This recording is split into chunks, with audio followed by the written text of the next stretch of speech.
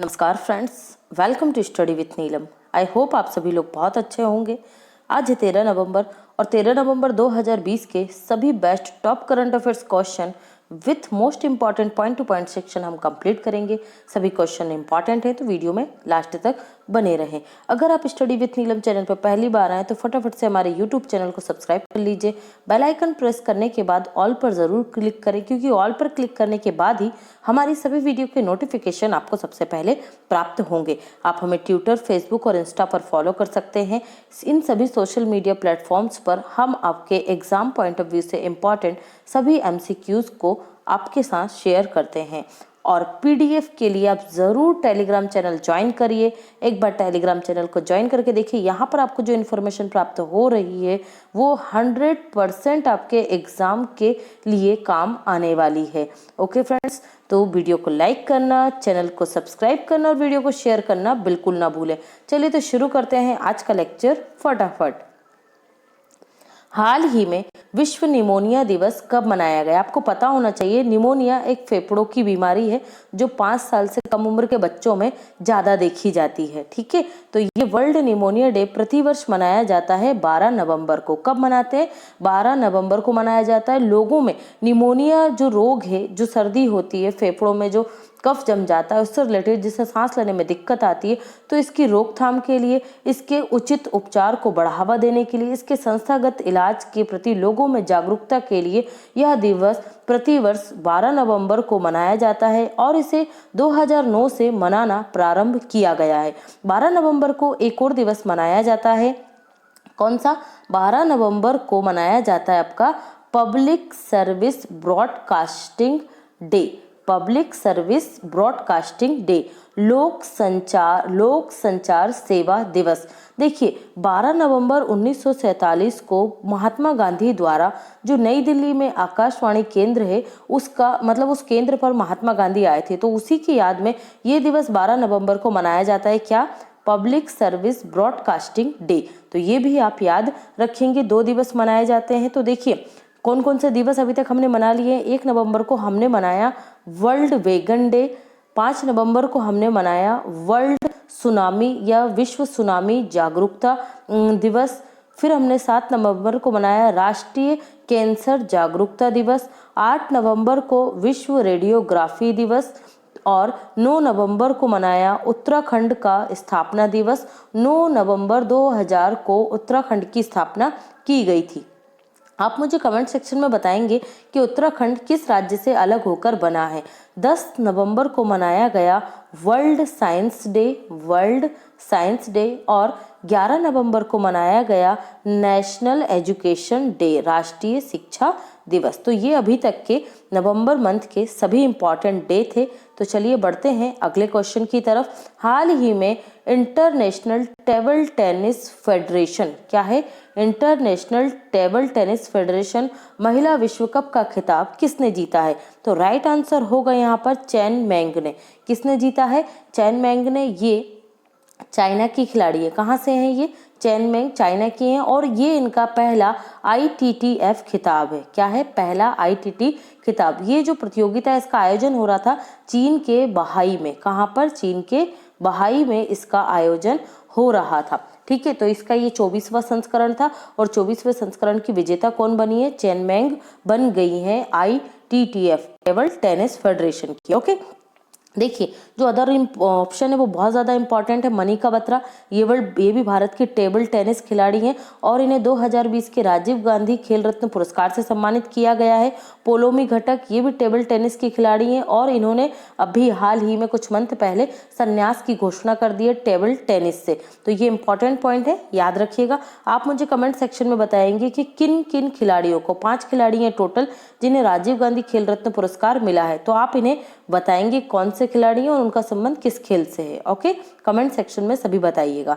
Next देखते हैं, हाल ही में निम्न में से किसने माझी बिंत बुक का रिलीज किया है? माझी बिंत, देखिए तो इस बुक को रिलीज किया गया है महाराष्ट्र के जो राज्यपाल हैं, कौन है? भगत सिंह कोश्यारी के द्वारा।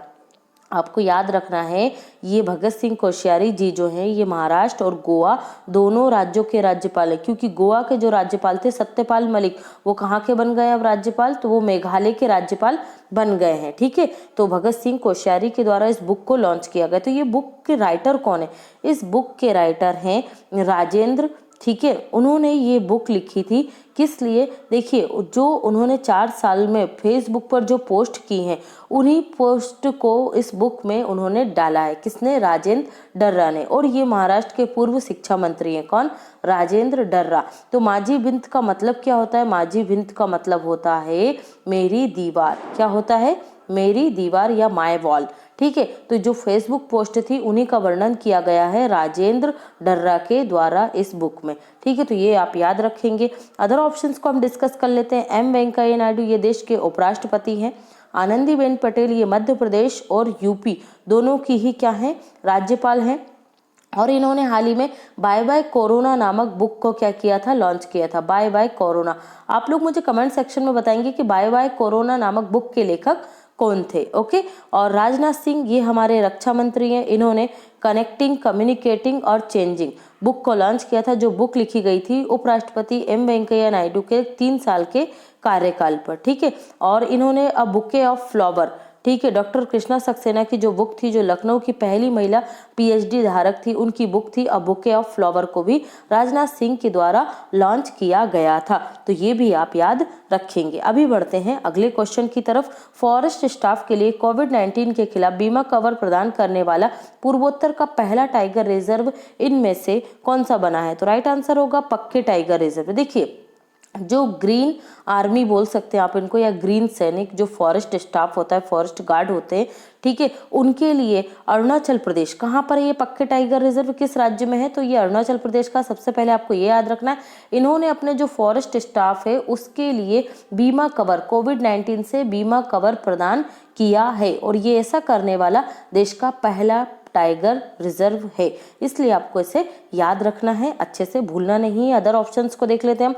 पन्ना टाइगर रिजर्व अभी चर्चा में क्यों था? क्योंकि ये मध्य प्रदेश का तीसरा यूनेस्को साइट बना है जो यूनेस्को में शामिल हुआ है। तो आप मुझे बताएंगे 2 और कौन से हैं मध्य प्रदेश के जो यूनेस्को के सूची में शामिल हुए हैं? अभी तक 12 जो क्षेत्र हैं उन्हें क्या कर लिया गया है? यूनेस्को में शामिल किया गया। बायोस्फीयर रिजर्व में देश के 12 जो यूनेस्को में शामिल है। टोटल याद रखिएगा, मध्य प्रदेश के टोटल 3 है। एक तो ये हो गया पन्ना टाइगर रिजर्व। अब बाकी के 2 आप मुझे कमेंट सेक्शन में बताएंगे। ओके, बांदीपुर टाइगर रिजर्व ये आपको कर्नाटक में मिलेगा, और मानस टाइगर रिजर्व ये असम में मिलेगा। तो ये भी आप याद रखिएगा। बढ़ते हैं अगले क्वेश्चन की तरफ।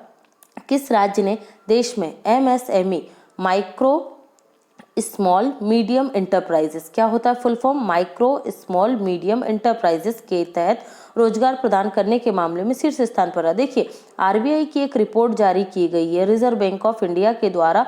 तो कोविड-19 के समय किस राज्य ने कि अपने कितने नागरिकों को MSME के तहत रोजगार प्रदान करने में सबसे आगे रहा है? तो ये लिस्ट जारी की गई। तो इसमें पहले स्थान पर देश में रहा है महाराष्ट्र। कौन सा राज्य रहा? महाराष्ट्र रहा है। दूसरे स्थान पर रहा है आपका तमिलनाडु। ठीक है, दूसरे स्थान पर तमिलनाडु। तीसरे स्थान पर इसमें रहा है गुजरात। चौथे स्थान पर रहा है मध्य प्रदेश, और 5वें स्थान पर रहा है आपका यूपी। तो ये टॉप 5 स्टेट हैं जो आरबीआई के द्वारा जारी की गई MSME के तहत रोजगार प्रदान करने वाले शीर्ष राज्य रहे हैं। तो ये आप याद रखेंगे। कौन है हमारे मीडियम, माइक्रो स्मॉल मीडियम मंत्री जो है? MSME मंत्री कौन है?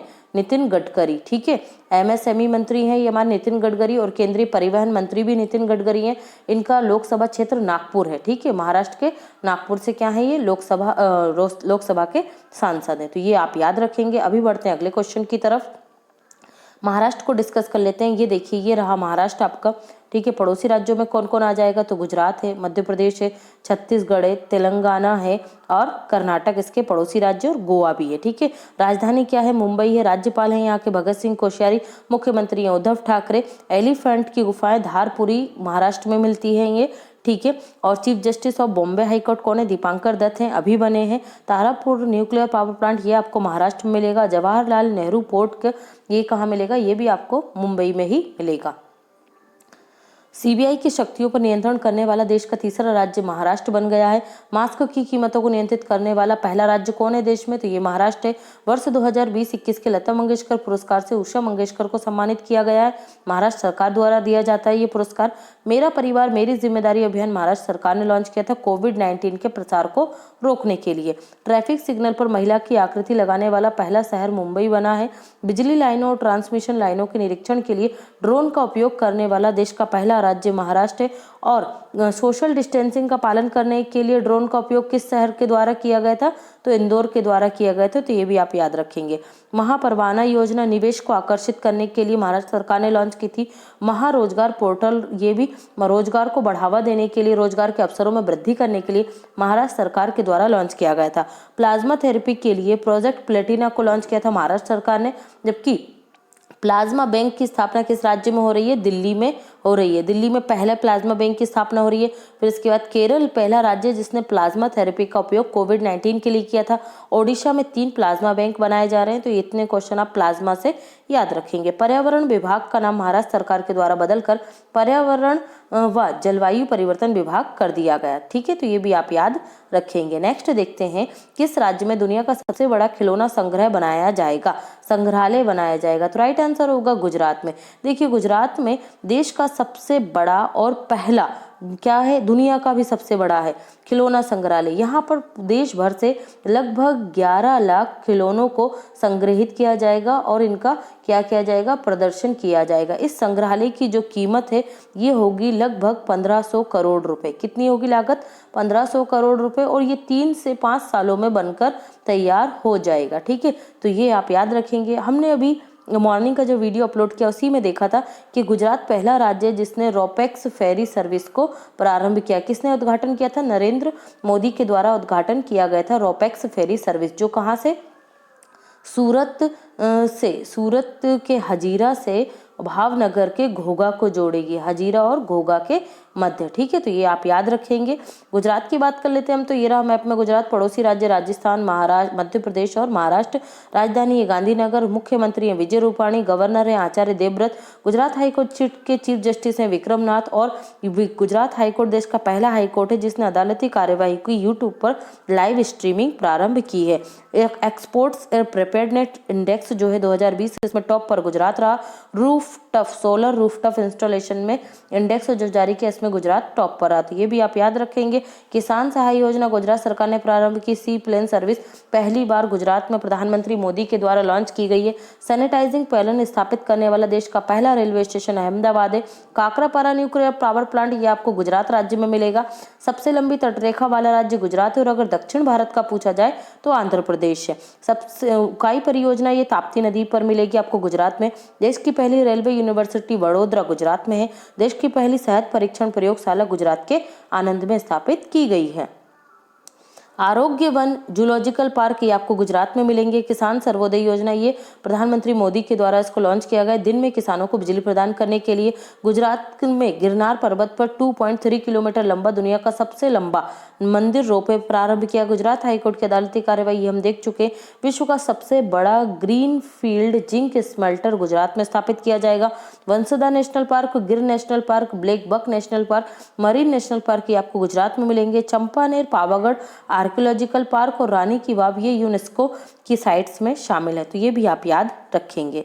नेक्स्ट है, हाल ही में निम्न में से किसने आत्मनिर्भर भारत रोजगार योजना प्रारंभ की? तो राइट आंसर होगा केंद्रीय वित्त मंत्री निर्मला सीतारमण के द्वारा आत्मनिर्भर भारत रोजगार योजना को प्रारंभ किया गया। इसमें नए रोजगार के अवसरों को सृजित कर रोजगार के अवसरों में वृद्धि करना इसका लक्ष्य रखा गया। ये योजना जो है ये कब तक चलेगी? 30 जून 2021 तक इस योजना की अवधि रखी गई है। और इसी अवधि के मध्य देश में रोजगार आत्मनिर्भरता के क्षेत्र में बढ़ाए जाएंगे। ठीक है। तो ये कौन हो गई, वित्त मंत्री निर्मला सीतारमण।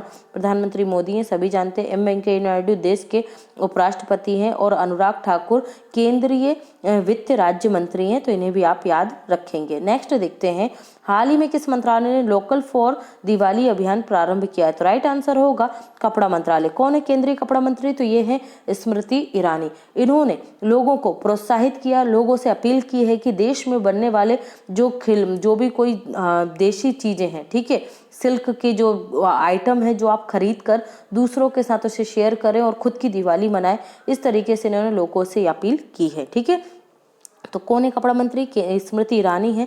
शिक्षा मंत्री कौन है हमारे देश के? तो रमेश पोखरियाल हैं।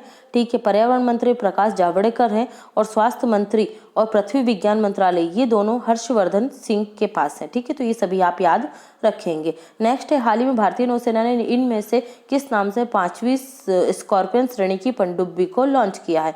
5वीं स्कॉर्पियन श्रेणी की पनडुब्बी को लॉन्च किया, तो आईएनएस वागीर को लॉन्च किया गया है। ठीक है, किसके द्वारा लॉन्च किया गया है? तो रक्षा राज्य मंत्री। रक्षा मंत्री कौन है? राजनाथ सिंह।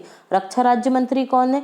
श्रीपद यशो नाइक है और इन्होंने वीडियो कॉन्फ्रेंसिंग के माध्यम से मझगांव डॉक लिमिटेड, ये कहाँ पर है? मुंबई में है। ठीक है, मुंबई में 12 नवंबर 2020 को इसको लॉन्च किया है। ठीक है, तो ये आप याद रखेंगे। देखिए, जो स्कॉर्पियन श्रेणी की जो पनडुब्बी है ये कौन सी थी? ये 5वें नंबर की थी। ठीक है, 5वीं थी। तो इससे पहले की कौन कौन सी है? ध्यान पूर्वक सुनिएगा। देखिए, पहली है आपकी आईएनएस कलवारी। ठीक है, दूसरी है आपकी आईएनएस खंडेरी, तीसरी है आईएनएस करंज, चौथी है आईएनएस क्या आपकी बेला, और 5वीं कौन सी बन गई है? आईएनएस वागीर। ठीक है, तो इनको सभी को आपको याद रखना है, पांचों को। ठीक है, आईएनएस जो कलावरी है ये पहली पनडुब्बी थी स्कॉर्पियन श्रेणी की और इसे 2017 में क्या किया गया था? लॉन्च किया गया था। अभी इसका ट्रायल होगा किसका? आईएनएस वागीर का, और इसकी जो ट्रायल होंगे उसमें जब ये सफल होगी तब इसे भारतीय नौसेना में शामिल किया जाएगा। तो आप मुझे कमेंट सेक्शन में बताएंगे भारतीय नौसेना के वर्तमान में अध्यक्ष कौन है? ठीक है, नौसेना प्रमुख कौन है हमारे देश के? नेक्स्ट देखते हैं, हाल ही में किस बैंक ने स्मॉल एंड मीडियम एंटरप्राइजेस के लिए स्मार्ट हब मर्चेंट सॉल्यूशन 3.0 को लॉन्च किया है? तो राइट आंसर होगा एचडीएफसी बैंक के द्वारा जो छोटे उद्योगपति हैं उनके लिए, छोटे उद्योगपति व्यापारी सुनियोजित पेशेवरों को करंट अकाउंट खोलने और दुकान और ऑनलाइन भुगतान में उन्हें सक्षम बनाने के लिए इस प्रोग्राम को लॉन्च किया है। Smart medium enterprises smart hub merchant solution 3.0 को किसने? एचडीएफसी बैंक ने। तो यहाँ हम बात कर लेते हैं एचडीएफसी बैंक की। हेडक्वार्टर आपको मिलेगा मुंबई में। एमडी/सीईओ कौन है वर्तमान में? शशिधर जगदीशन है और इसकी टैगलाइन क्या है? We understand your world. Okay, और अभी हमने कुछ दिन पहले पॉइंट टू पॉइंट सेक्शन में देखा था कि एचडीएफसी बैंक के मुख्य सूचना अधिकारी चीफ इंफॉर्मेशन ऑफिसर कौन बन गए हैं? तो रमेश लक्ष्मी नारायण बन गए थे, रमेश लक्ष्मी नारायण। बढ़ते हैं अगले क्वेश्चन की तरफ। हाल ही में दूसरे विश्व स्वास्थ्य एक्सपो का उद्घाटन कहाँ किया गया? तो राइट आंसर होगा चीन के वुहान में। कहाँ किया गया? चीन के वुहान में। इस नाम से आप बहुत अच्छे से परिचित है क्योंकि यहीं से कोविड-19 का प्रसार पूरे विश्व में प्रारंभ हुआ। तो दूसरे विश्व स्वास्थ्य एक्सपो का उद्घाटन 11 नवंबर 2020 को चीन के वुहान में किया गया। इस जो एक्सपो है इसका उद्देश्य क्या था? वैश्विक स्वास्थ्य उद्योग में अत्याधुनिक वैज्ञानिक और प्रौद्योगिकी का प्रदर्शन करना और वुहान को स्वास्थ्य के क्षेत्र में नवीन प्रौद्योगिकियों में क्या करना? सक्षम बनाना और इसे एक हब के रूप में विकसित करना। ओके, तो ये आप याद रखेंगे। यहाँ बात कर लेते हैं हम चाइना की। तो ये रहा मैप में चाइना। ठीक है, ये है हमारा प्यारा भारत। कैपिटल क्या है इसकी? बीजिंग है। मुद्रा है रेनमिनबी। राष्ट्रपति है यहाँ के सी जिनपिंग। कौन है चीन के राष्ट्रपति? सी जिनपिंग है। ठीक है, चीन से रिलेटेड कुछ इंपॉर्टेंट पॉइंट है। 2022 के एशियन पैरा गेम्स कहाँ होंगे? चीन में होंगे। 19वें एशियन गेम्स 2022 में चीन के हांगझाऊ में होंगे। 2021 में तीसरे एशियन यूथ गेम्स चीन के सांटाऊ में होंगे। एस्टेरॉयड माइनिंग रोबोट नाम से विश्व के पहले खनन रोबोट को अंतरिक्ष में भेजेगा चाइना। यूएस रक्षा विभाग की रिपोर्ट के अनुसार सबसे बड़ी नौसेना किस देश के पास है? तो ये चीन के पास है। भारतीय डॉक्टर द्वारकानाथ कोटनिस की प्रतिमा चीन में स्थापित की जाएगी। मंगल ग्रह पर अपना पहला स्वतंत्र मिशन चीन ने भेजा है। तियानवेन फर्स्ट को लॉन्च किया है। यूएन ग्लोबल ई वेस्ट जो आपकी रिपोर्ट आई थी उसमें सबसे ज़्यादा ई वेस्ट मतलब जो इलेक्ट्रॉनिक वेस्ट है उसमें कौन है टॉप पर, कौन उत्पादित करता है? तो चाइना है, दूसरे नंबर पर यूएसए और तीसरे पर इंडिया है। 2022 के विंटर ओलंपिक का आयोजन कहाँ होगा? चीन के बीजिंग में होगा। तो ये सभी इंपॉर्टेंट पॉइंट है आगामी प्रतियोगिताओं के हिसाब से, सभी को आपको याद रखना है। नेक्स्ट देखते हैं, हाल ही में एम सीरियस इनोवेशन प्रोग्राम 3.0 भारत और किस देश के छात्रों के लिए प्रारंभ किया गया है? तो ये प्रारंभ किया गया है रूस और भारत के छात्रों के लिए। रूस और भारत के छात्रों का यह 14 दिन का वर्चुअल प्रोग्राम होगा। इस वर्चुअल प्रोग्राम के माध्यम से तकनीकी समाधान विकसित करने की परिकल्पना की जाएगी। ठीक है, इसमें नीति आयोग भी सहयोग के रूप में भूमिका निभाएगा। तो याद रखिएगा रूस के बारे में। रूस की कैपिटल क्या है? मॉस्को। संसद क्या है? यहाँ की डाइट है। यहाँ के राष्ट्रपति कौन है? तो राष्ट्रपति हैं व्लादिमीर पुतिन। और अभी इसके यहाँ के प्रधानमंत्री कौन बने? मिखाइल मिशुस्टीन बने हैं। तो ये इतने पॉइंट आप रूस से याद रखेंगे। अब हम देखेंगे पॉइंट टू पॉइंट सेक्शन। चीन ने दुनिया के पहले 6G सैटेलाइट को लॉन्च किया है, याद रखिएगा। तिब्बत में सबसे अधिक ऊंचाई पर दुनिया के पहले क्लाउड कंप्यूटिंग डाटा सेंटर को चीन के द्वारा निर्माण किया गया है। तमिलनाडु सरकार ने ई वाहनों पर कितने प्रतिशत की छूट दी है? तो 100% छूट रहेगी ई वाहनों के उत्पादन पर और खरीदी पर। हाल ही में न्यूजीलैंड क्रिकेट टीम के नए बल्लेबाज कोच किसे नियुक्त किया गया है? तो ल्यूक रॉन्की को नियुक्त किया गया। प्रसिद्ध अभिनेत्री रानी मुखर्जी की फिल्म मेहंदी में काम कर चुके उनके किस को स्टार का हाल ही में निधन हो गया? तो फराज खान का निधन हो गया। ये बीमार चल रहे थे लंबे समय से। मध्य प्रदेश के किस टाइगर रिजर्व को यूनेस्को बायोस्फीयर रिजर्व में शामिल किया गया? तो पन्ना टाइगर रिजर्व। बाकी दो आप मुझे कमेंट सेक्शन में बताएंगे। मध्य प्रदेश के 3 बायोस्फीयर टाइगर रिजर्व हो गए जो यूनेस्को में शामिल है। जिस अमेरिकी चुनाव के इतिहास में सबसे ज्यादा वोट रिकॉर्ड हासिल करने का अपने नाम किया किसने? जो बाइडेन ने। और यही जनवरी 2021 में क्या बनेंगे? अमेरिका के 46वें क्रम के राष्ट्रपति बनेंगे। कौन? Joe Biden. और ये सबसे अधिक उम्र में राष्ट्रपति बनने वाले पहले व्यक्ति होंगे। कितने? 77 ईयर्स के हैं ये। संयुक्त राष्ट्र महासभा की प्रथम समिति ने परमाणु निःशस्त्रीकरण पर भारत द्वारा प्रस्तुत कितने प्रस्तावों को स्वीकार कर लिया है? 2 प्रस्तावों को। विश्व वन्य जीव कोष की एक रिपोर्ट के अनुसार साल 2050 तक भारत के कितने शहरों में पानी का संकट होगा? तो 30 शहरों में। अमेरिका ने हाल ही में किस देश को 600 मिलियन अमेरिकी डॉलर के सशस्त्र ड्रोन की बिक्री को मंजूरी दी है? तो ताइवान को देगा। किस राज्य सरकार ने कंटेनमेंट जोन के बाहर सिनेमाघर, मल्टीप्लेक्स और स्विमिंग पूल खोलने की इजाजत दी है? तो ये महाराष्ट्र सरकार ने दी है। हालांकि महाराष्ट्र में भी कोविड-19 के केसेस बढ़ते जा रहे हैं। आईसीसी की तरफ से जारी ताजा वनडे रैंकिंग में शीर्ष 2 स्थानों पर कौन काबिज है? तो विराट कोहली पहले स्थान पर है और वनडे रैंकिंग में, और दूसरे स्थान पर है रोहित शर्मा। तो इन्हें भी आप याद रखेंगे। वह राज्य जो जीएसटी क्षतिपूर्ति की कमी को पूरा करने के लिए 1.1 लाख करोड़ रुपए उधार लेने के लिए असंतुष्ट राज्य केंद्र शासित प्रदेशों में दूसरा विकल्प बन गया है राजस्थान। जिस राज्य ने आशा कार्यकर्ताओं के लिए 57 करोड़ रुपए के पैकेज की घोषणा की है? तो महाराष्ट्र सरकार ने। किस राज्य ने स्पंज आयरन और स्टील के क्षेत्र में निवेश के लिए नई औद्योगिक नीति पेश की है? तो छत्तीसगढ़ ने की है। वह बैंक जिसने चालू वित्तीय वर्ष की दूसरी तिमाही में अपने लाभ में 52% की वृद्धि दर्ज की है? तो भारतीय स्टेट बैंक ने ये दर्ज की है। भारत ने खगोल विज्ञान के क्षेत्र में वैज्ञानिक एवं तकनीकी सहयोग विकसित करने के लिए किस देश के साथ समझौता किया है? तो ये किया है स्पेन के साथ। हाल ही में राष्ट्रपति विद्यादेवी भंडारी ने किस नेपाली सेना के जनरल को मानद रैंक से सम्मानित किया है? ठीक है, नेपाली सेना के जनरल के मानद रैंक से सम्मानित किया है। तो भारतीय सेना के प्रमुख जनरल मुकुंद नरवाने को। ठीक है, ओपन एरा में 1000 मैच की जीत दर्ज करने वाले चौथे खिलाड़ी कौन बने? राफेल नाडल बन गए हैं। वह राज्य केंद्र शासित प्रदेश जो राजस्थान के बाद ये कंप्लीट हो चुका है। विश्व सुनामी जागरूकता दिवस कब मनाया जाता है? 5 नवंबर को।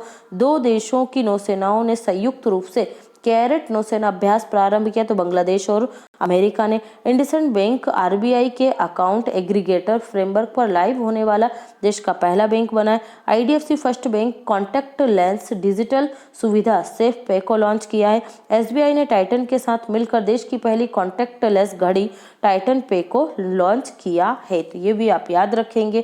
क्वेश्चन ऑफ द डे है आपका, हाल ही में निम्न में से कौन भारतीय मूल की पहली अमेरिकी महिला उपराष्ट्रपति निर्वाचित हुई हैं? आई होप आप सभी लोग आंसर करेंगे और आपकी वीडियो अब से कंटिन्यू आएगी। हाँ, जो बच्चे परेशान हो रहे हैं तो उनको मैं बता दूं 10, 11, और 12 नवंबर की जो वीडियो है ये भी आपको कल इवनिंग तक मिल जाएंगी या मॉर्निंग में ही। और इसके साथ ही फर्स्ट वीक 1 से लेकर 7 नवंबर का वीकली करंट अफेयर भी आपको प्राप्त होगा। Okay friends, thanks for watching and take care.